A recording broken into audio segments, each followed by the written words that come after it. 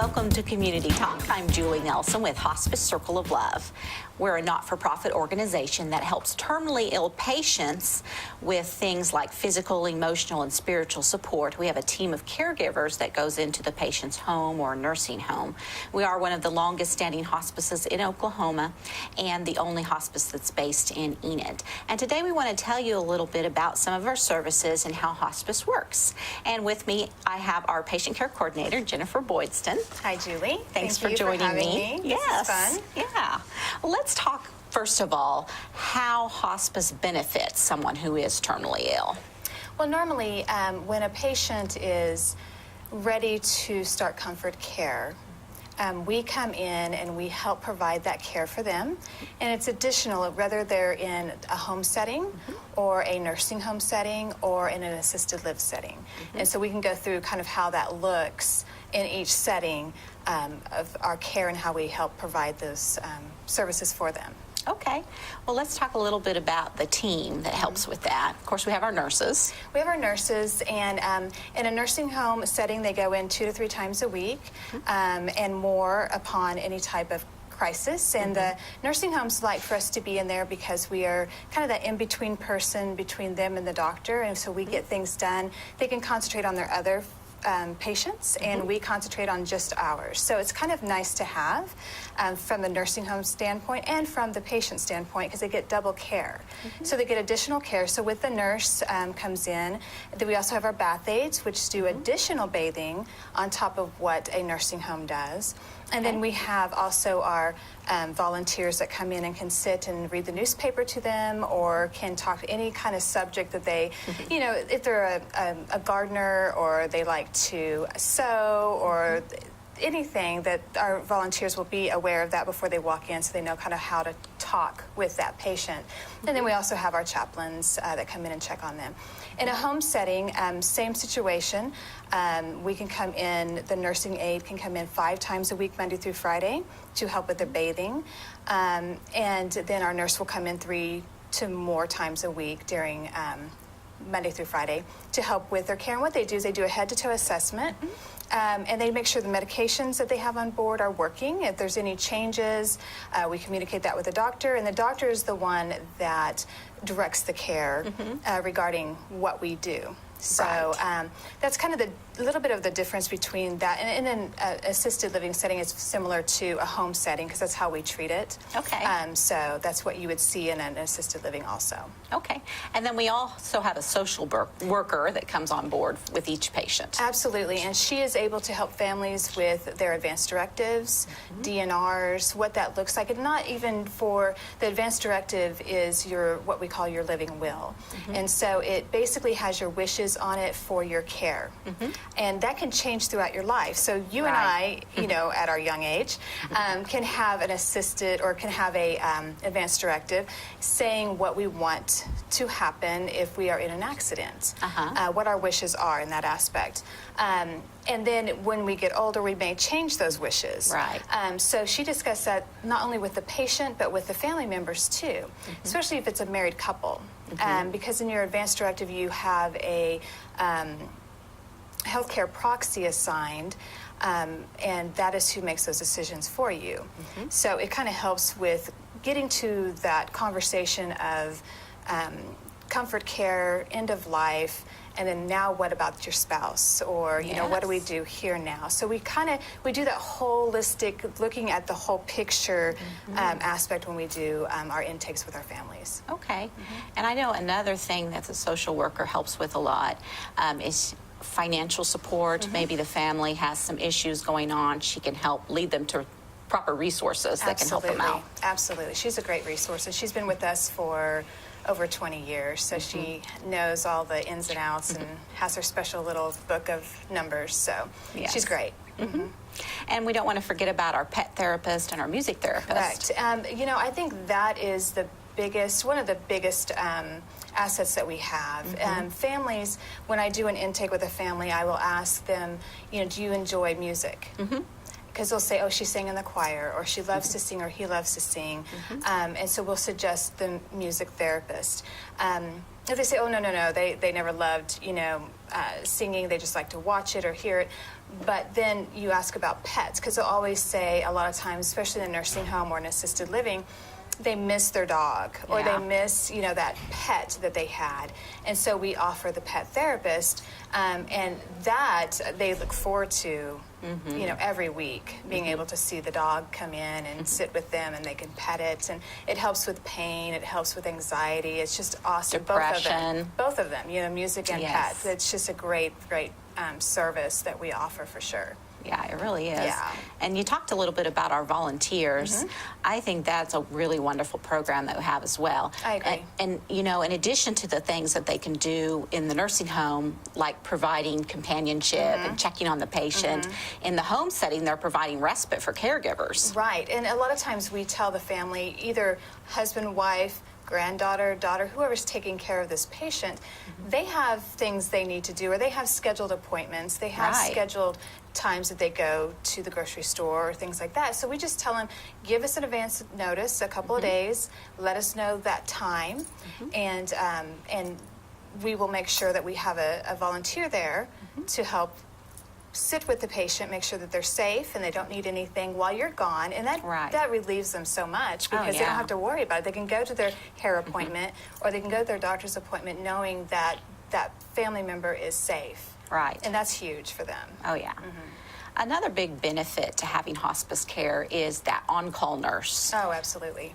Something happens in the middle of the night, you call them and they can come out and help you.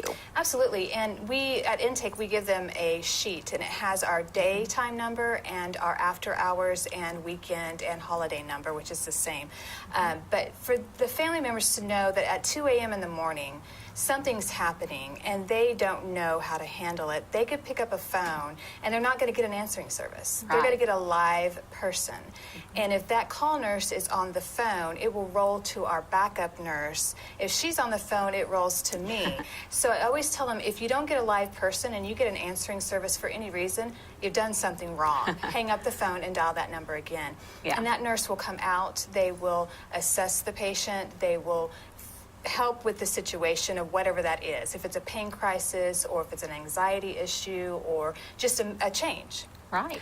They're there for support, and the family they don't understand, and they're appreciative that is even an option at 2 a.m. in the morning. Right. Yeah.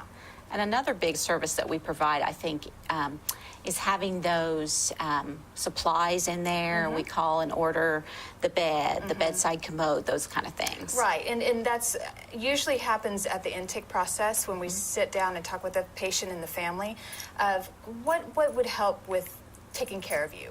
Would a bedside commode help? Would a walker help? Would a wheelchair help? Will a bed help? What's going to help with you? Because we can get that for you. Right. And they're like, well, how do we rent that? You don't rent it. We provide it. Right. If they're incontinent, we provide the pull-ups, the diapers, whatever they have, the pads. If they need a suction machine, if they need any type of equipment, we're going to get that for them. And that's part of hospice. That's part of the whole a la carte that we provide. And we don't force that on them. We just ask them, what do you want right now? And if you don't need it and you need it a month from now, we're going to get that for you, and we will assess that as we go. And so they appreciate not being forced to have to go into a hospital bed or forced to have to do this. And they understand when they leave that intake process that, okay, I'm in control of my care. And so I can let them know when I'm ready for certain services like the pet therapist or the volunteer or even a bed. Right. So it's really nice for them to understand that that's an option for sure. Yes. We always try to make sure that the patients' and families' wishes are foremost. Absolutely. Absolutely. We have a lot of patients that are holistic. They don't want to do medications. They don't want, certain things. And I always tell them, you're running the show. You're the boss until you can't be the boss anymore, And so you're going to call the shots, whatever. We're not changing anything. We're just coming in and helping with your care. That's it. Yeah. Okay. And, of course, hospice also covers the medications that the person will need. Absolutely. Medicare Part A is the part of the benefit that pays for hospice. So Part A pays for hospital, home health, or hospice. You can only have one on board at the same time. You can't have two things going on. So with that is what reimburses hospice. And so hospice is responsible, like I said, for the equipment that we provide, the supplies that we provide, and the medications that apply to that hospice diagnosis. Okay. So we don't come in and discontinue medications. We don't do that. The doctor is the one that says, we're going to leave everything the same, or we're going to take this away, that away. It's up to the doctor and their order, not up to hospice and the nurses. We just do what we're ordered to do from the doctor. But paying for those medications with that diagnosis aspect, yes, we do that. And that's another huge relief off of the families, knowing that we cover that for them. Yes. And so let's explain a little bit about how we are funded. Well, with that, like I said, Medicare pays us a certain amount for all of our services. That means for our volunteers, our aides, our nurses, our supplies, our equipment, and our medications. Also, you, obviously, we take a patient no matter if it is the patient has Medicare or the patient is a private insurance, or if the patient doesn't have any benefits at all financially. Right. We still take care of those patients as long as they qualify under Medicare guidelines. Right. But with you understand too, we also do fundraisers, and we do our book sale twice a year. And you can talk more about that because that's your category. But we do a lot of fundraisers so that we can help with not billing our patients for our care. Right. Which is huge. And when you tell a patient that, they don't understand. Yeah. They're like, so this, I don't have to write you a check. You know, I don't have to give you money for what you're doing for me. No, you don't. Even if you don't have a pay source, we're still going to take care of you. And we're going to do everything we do equally for everybody. So it's a benefit for Enid coming out and helping us with all of our fundraisers. We are so appreciative of all of that because that is the reason we can take care of those patients. That's right. Without billing them, and it's fantastic. And we have given millions of dollars in free care over the last several years. And our next event that'll be coming up that people can attend if they would like to help with that is our book sale. That's going to be the 6th and 7th of October. Awesome. And it'll be at 314 South 3rd. And the first day on Friday, it will be from 9 to 7, and the second day it'll be from 9 to 5.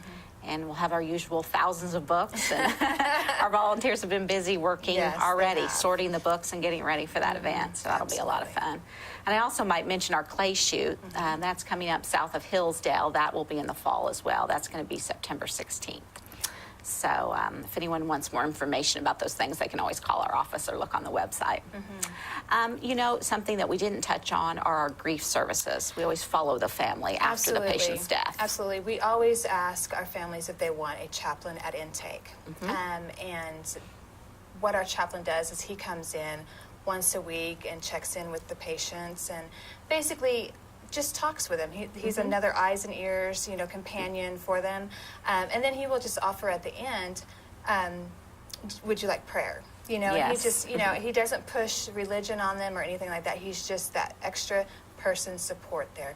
And then when the patient does pass, our chaplain will follow the patient's family up to a year, checking in with them, making sure that they're coping, that they're being able to grieve appropriately. We do have grief groups throughout the year, which our chaplains direct, and we have a great turnout for that, which I think that means that our chaplains are doing everything right to let the families know it's okay to come and talk. And sometimes they just need to listen. You know, they need to hear other people going through the same situation. Right. But having our chaplains follow our families for a year, it kind of keeps us in touch too, to know that they're still doing okay. Right. So it's good. And I might mention that the next grief group will be in October. It'll be every Tuesday from 5 to 6 p.m. at our office. And again, they can just give us a call if they want to sign up for that. And anybody can come to that. You don't have to be part of Hospice Circle of Love. You can be, anybody in the community can come to the grief group, which I think is fantastic. Yes. Yeah. And that's just something that we want to provide to the community as a nonprofit. Right. We want to give back in other ways in addition to hospice. Absolutely. And if anyone has any questions about hospice, you can always call our office. It's 580-234-2273, and those last numbers spell out the word care. And you can also go to our website. We have information on there about our upcoming events. We have information on there about grief and bereavement and about hospice in general. And that address is hospicecircleoflove.com. Thank you for joining us today.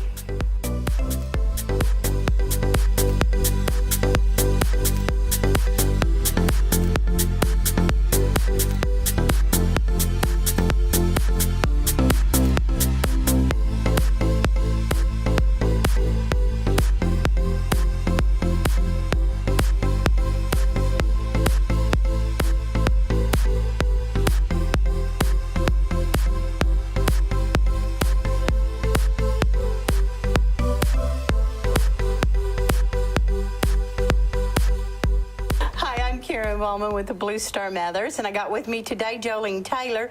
She's our treasurer, and we're going to talk to you about our schedules coming up for our fundraisers and some other things. But first off, when is our packing meeting? Our packing meeting is this Thursday, but it's the fourth Thursday of every month, and our business meeting is the second Thursday of every month. And we have like 58 boxes to pack this time. We got some more names from Ukraine. You want to go tell us about our fundraisers coming up? That first one, I think, is August the 6th. Yes. Yeah, we're going to be in Wacomas at the Boomer Day on August the 6th. That will be on Main Street there in town. And on the 12th of August, we're going to be in Ames with the Ames Day. We always have a lot of fun over there because that's for the fire department over there. And they have a pie contest and a pie sales, and everything's for the fire department, and we're always glad to go over there. We have a lot of fun over there. And we always make pies for the pie contest, but then they auction them off, so, that just helps them that much more. Yeah, some of the pies will bring $500 or $600, but it's for all donations to the fire department, so that works out pretty well. Very good.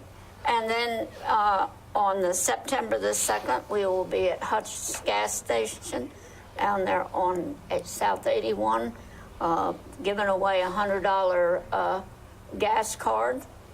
And then we'll also, on the 2nd, we'll have ladies at the Mino gas station out there in Mino, and they will also be giving out a $100 gas card. And we usually draw for those around, like 5:30, whenever. We're usually 9 to 5 at those two gas. Yeah. And then I think in October we do have an Outwoods scheduled for the hot dogs and stuff. So we have a lot of things going on, and we'd like for y'all to know about it, so maybe you could come see us. We'd love to see you. Also, the first, Saturday in October, and we'll be at Walmart handing out slips of paper saying what we need for our boxes. And if you're there, you could go in the store and buy something for the care packages and bring it back one out item at a time. It really matters to get the troop boxes out. And being summertime, they're asking for the moisture wipes and the sunscreen and socks. We always put socks in our boxes. And they always want beef jerky.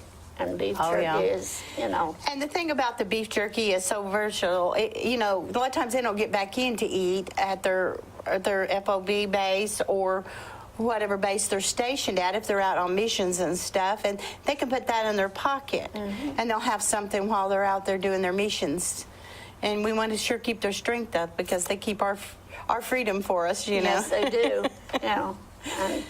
And the October one the one at Atwoods, we usually have a good time there too because we're serving the hot dogs, and we try to have all the fixings, the sauerkraut and the onions and all the different things. And yes, and Atwoods has been very good to us for that fundraiser. And I know last time we did real well with it, but whenever you send out 58 boxes to even 100 boxes, however it takes. You know, it's the postage plus the things that go in it, and it takes a lot, but we got to realize what they go through over there too. And when they get something from home, you know, that really means a lot to them. If it's a card, if it's a package, something from home really means a lot. It does, and we've had so many of our soldiers stop in and thank us for the time that they got the boxes and how much it meant to them. Yeah, we even got a rug in there that we got from Iraq from one soldier that he had made over there and brought back to us. And then the airplane. We have an airplane. He flew this airplane all over Afghanistan, and we got a picture of it, and he carried a flag in it, and we now have the flag that he carried in that plane. And they'd even made, I think, the picture frame there before they sent it back. Yeah, and it was, the frame looks like it's made out of a window because it has a latch on it, you know, for it was a window. And there's no telling where they found it over there because there's so much destruction and stuff, you know. God bless those people to hopefully have some freedom someday, you know. Right. But yeah, with our fundraisers, I know it's hot in the summertime, but we have to keep them going to keep everything going. And, you know, we appreciate everybody in Northwest Oklahoma and all around. We get it from all different places, you know, in Oklahoma and out of state. And we also have sharing with our names that we get, because the 279, I think there was, 200 and some names with that. And we got 50 of them, and then the other Blue Star mothers in Oklahoma shared those names, so all of them would get a package each month, because the postage is what costs the most. Right. Yeah, well, the ones that go to Ukraine, it costs us $13.65 a box, but the ones that go to Iraq and Afghanistan is called Boots on the Ground, and that is $10.65. Yeah, so the only reason that we can't do the boots on the ground through for Ukraine is because it goes through Dallas, Virginia, and they send a plane in to get those packages, and they go into the embassy over there. So there's no custom for them. There's just a mailing label, where when they go to Afghanistan, Iraq, even Japan and some of them places, Germany and Korea, you know, they have a custom form with them, and anything with the custom form is the $13.65. Yeah. So we have a couple of new Blue Star mothers, and if you have somebody deployed, just give us a call. I think Brenda's number is on here. My number may be on there. I do all the custom forms, all the mailing labels. I know a lady, I had gave her my card, and her son finally deployed, and she emailed me his address. So, and he's in Afghanistan, and I think the other one went to Kuwait, but I had two different ones. We have two new names on that end this month that's not going to Ukraine. And the Afghan one is still going on, you know, with ISIS and everything that's going on over there, and so is Iraq. And we have a lot of soldiers that deploy into Kuwait, because a lot of times they transport out of there into Iraq and so forth. So we try to, I mean, you don't have to be from Oklahoma to send us your name. If you have somebody, a nephew, a son, anybody that's out of state, and you want a box sent to them, you can send it to us. We'll make sure they get one.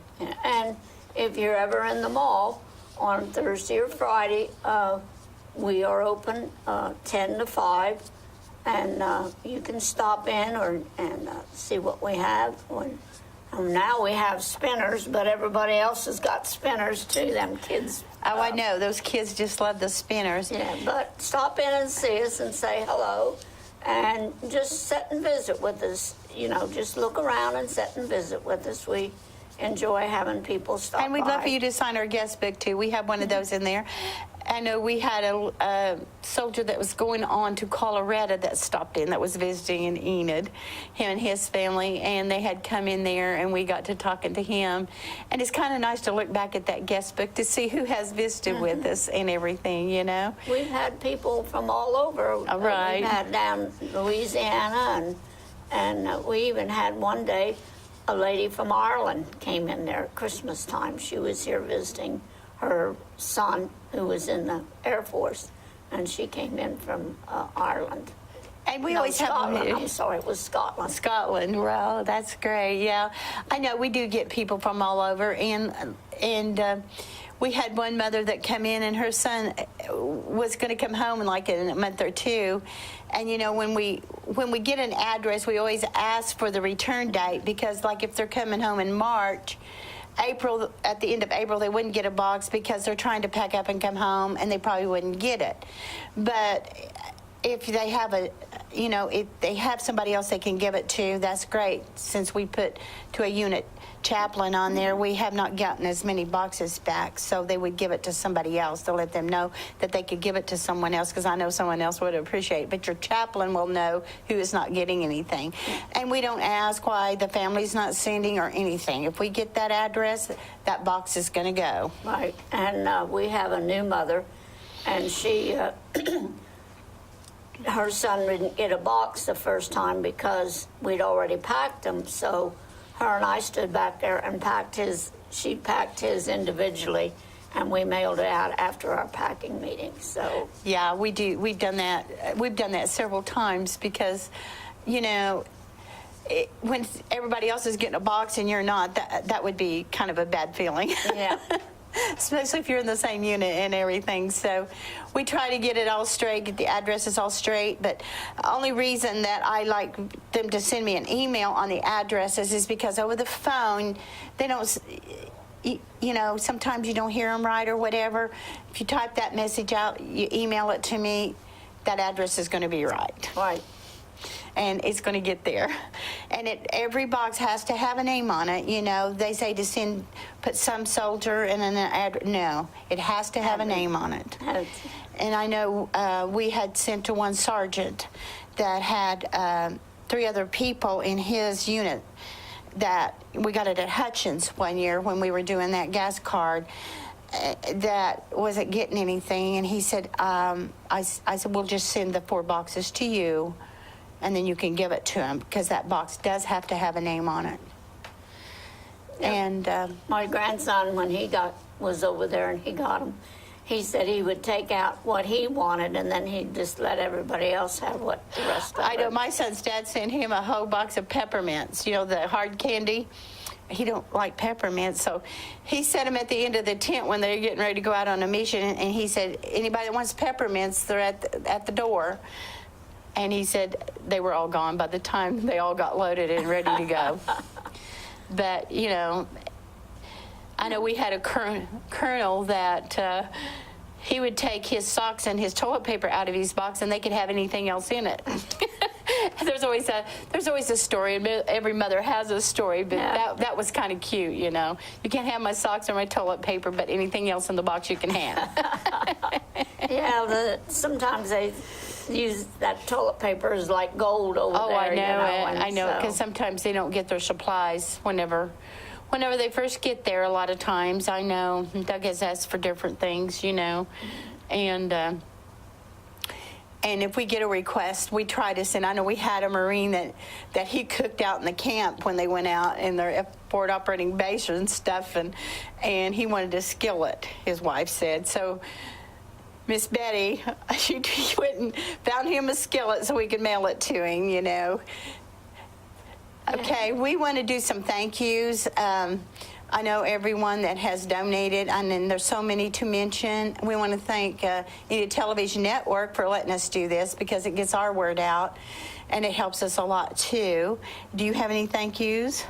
Just thanking our soldiers for being over there and keeping us safe. Yeah, we think it's hot here. You should be over there with 80 pounds of big gear on you. And we want to say thank you to everybody that has donated in the money, and we want to say God bless America, and we'll see you next month. Thank you.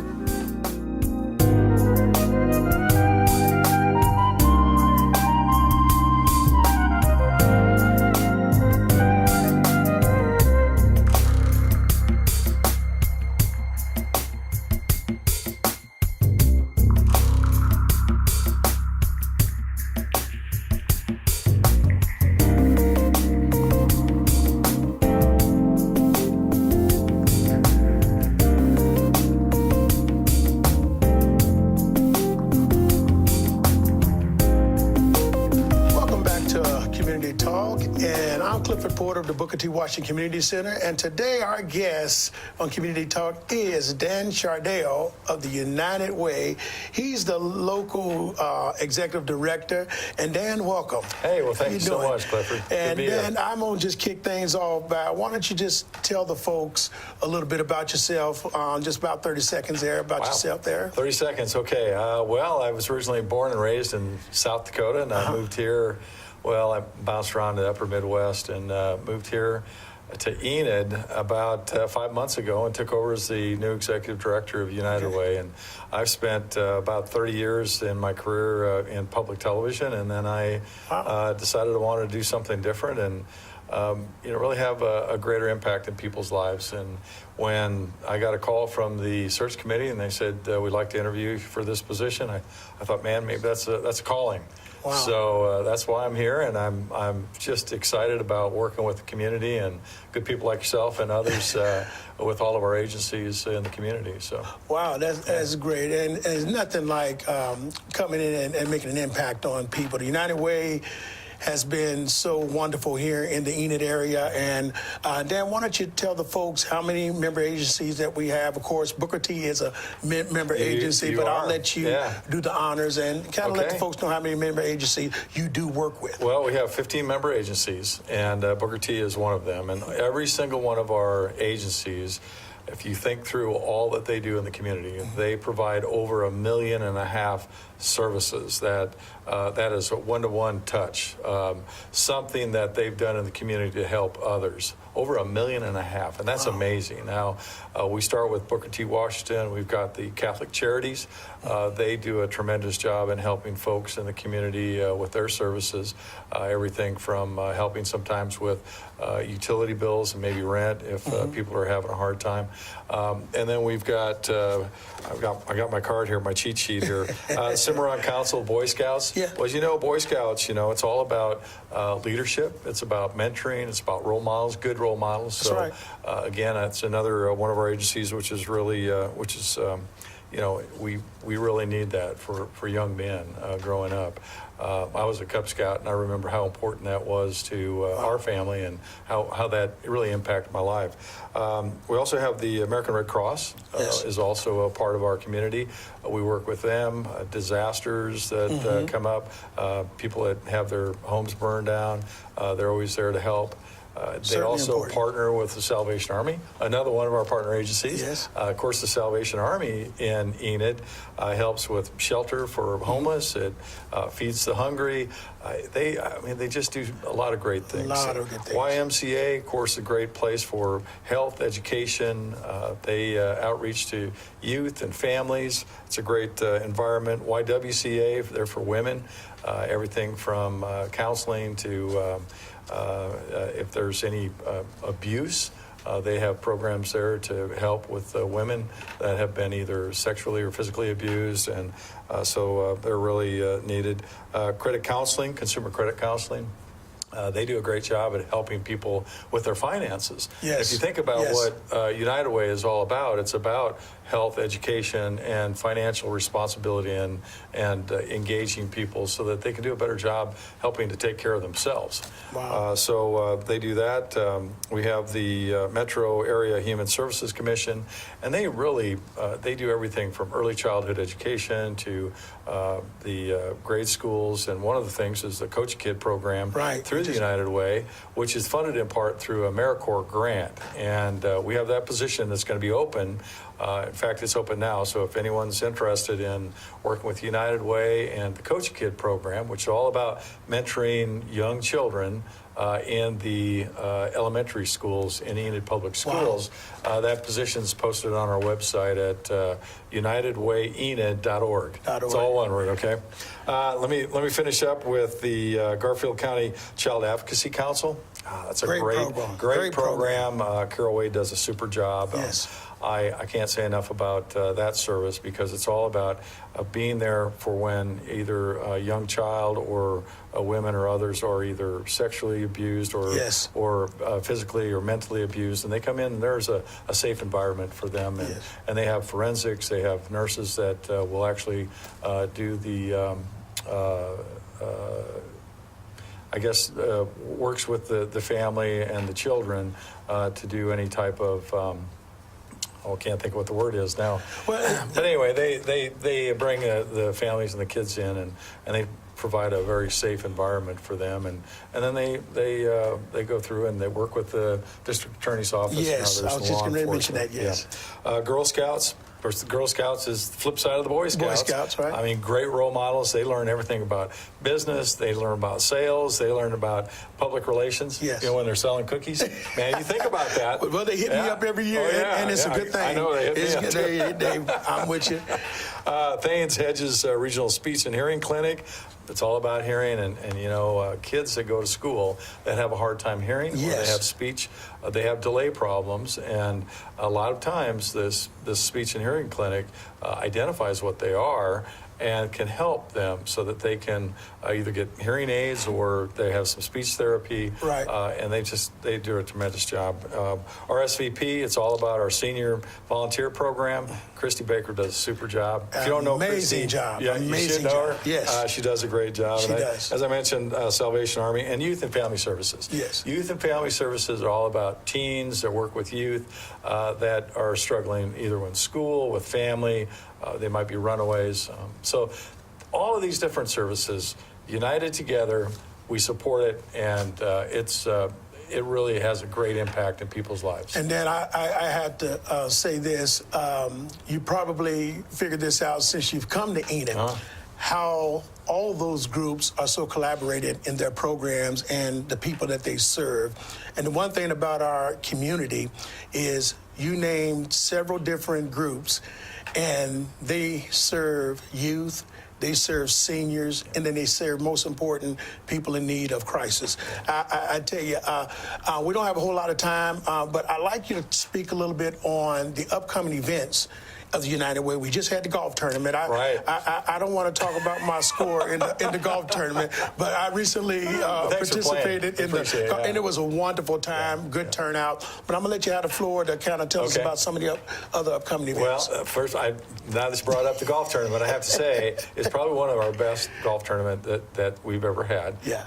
And I'm not saying that because I just came in, because the golf committee did a super job. Yes, they did. They raised over $20,000 net. I think that's net. I think we grossed over $30,000, but we have expenses that we have to take out of it, of course. But that'll go to support all of our partner agencies, and that helps with the campaign, which our campaign this year, which begins August 15th and runs through November 1st.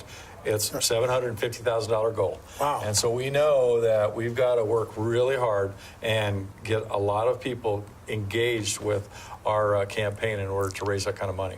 So golf tournament was one. We've got the Pillars campaign, $500 contributors annually and above. That's what date? That's August 22nd. August 22nd. So if you'd like to be a pillar and you'd like to be involved with that, it's going to be out at Grand Lake Lodge. 6:30 is conversation and some beverages.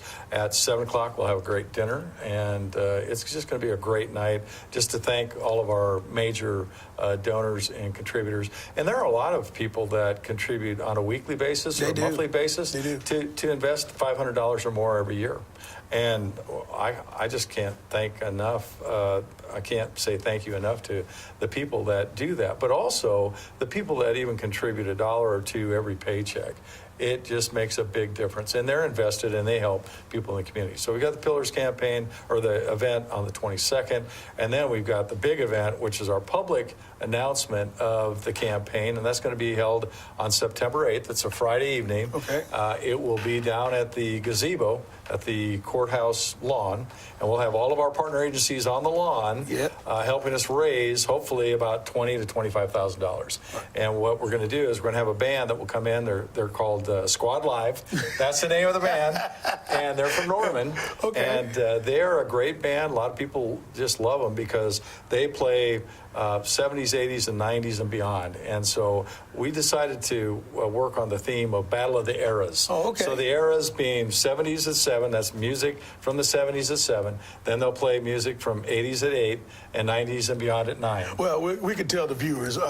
We could tell the viewers. Well, we don't know about the 70s and 80s. We just know about the 90s right there. Right. But right Oh, there. yeah, sure. But then, hey, I know some people are saying, what about the 60s? I'm going, well, then one event that I really want to talk about that I really love is the chili cook-off. Oh, my gosh, yeah. And that comes up in October. It is, October 27th. October 27th. And I love that because Booker T really gets involved with that. They really love the chili from Booker T. As a fact, in September, we're going to have a chili dinner as a fundraiser? As a fundraiser, as a When are you going to do that? We're going to do that in September. We haven't set a definite date because... Remember, there's that blackout. But that's fundraiser for the United Way's chili cook-off, not for Booker T. Well, hey, that's a different deal. Yes, sir. Hey, thank you, yes, man.